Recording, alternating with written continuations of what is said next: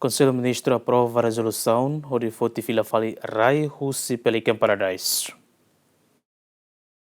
Konsellu Ministru aprova a proposta de resolução governo que determina a devolução do Estado raisira antes de for Pelican Paradise Group Limited, onde há investimento e husi acordo especial investimento entre o governo no Pelican Paradise. Acordo na prova e husi resolução governo número atos ida tolo para rua Roreson ida, Loronsano Loreson Lima fulan dezembro. Governo considera que acordo especial investimento ne remata ona ninha efeito no ninha terminação comunica ona ba empresa.